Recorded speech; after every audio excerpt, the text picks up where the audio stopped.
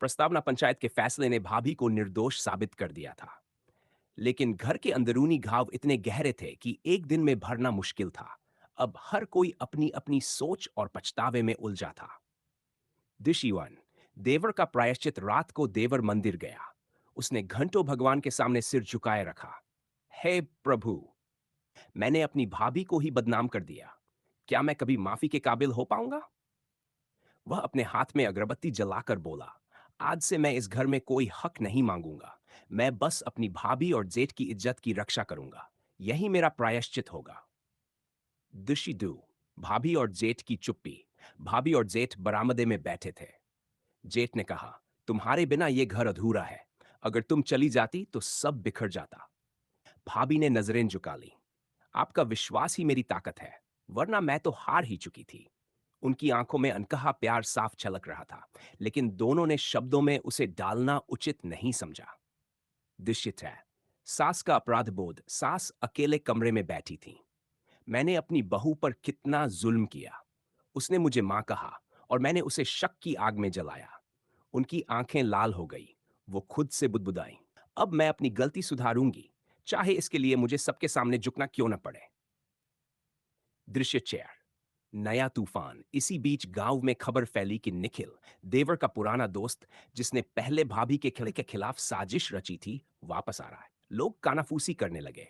अब फिर से घर में बवाल होगा। जेठ को यह खबर लगी तो उन्होंने मुट्ठी भींच ली। अगर उसने फिर बहू पर उंगली उठाई तो इस बार मैं उसे माफ नहीं करूंगा। भाभी चुपचाप सब सुन रही थी, लेकिन अंदर से डर रही थी। दृश्य पे, गांव का मेला। गांव में मेला लगा। पूरा घर साथ गया। भीड़ में अचानक भाभी और जेठ पिछड़ गए। भाभी अकेली थी, तभी निखिल सामने आ गया। अरे भाभी जी, फिर से अकेली घूम रही हो? इस बार भी कोई नया ड्रामा है? भाभी का चेहरा पीला पड़ गया। निखिल, मुझे तंग मत करो। निखिल हंस पड़ा। तुम्हारी इज्जत तो वैसे भी सबके सामने नीलाम हो चुकी है। अब क्या बचा है? दृश्य सीस। जेठ का प्रकोप इतने में जेठ आ पहुंचे। उन्होंने निखिल का कॉलर पकड़ लिया। अगर मेरी बीवी के बारे में एक शब्द भी कहा तो तेरा अंजाम बुरा होगा। गांव वाले इकट्ठा हो गए। निखिल बुरी तरह डर गया। भाभी ने जेठ को रोका। उन्हें छोड़ दीजिए। ऐसे लोग खुद अपने पाप में गिरते हैं।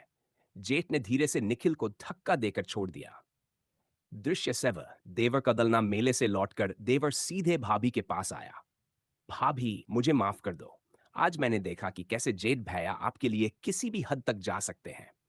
मैं कसम खाता हूं, अब मैं हमेशा आपके सम्मान की रक्षा करूंगा। भाभी की आंखों से आंसू बह निकले। उन्होंने उसके सिर पर हाथ रख दिया। बेटा, भाई, अगर अब यही सोच है तो समझो, मैं जीत गई। दृश्य 8, रात की बातचीत।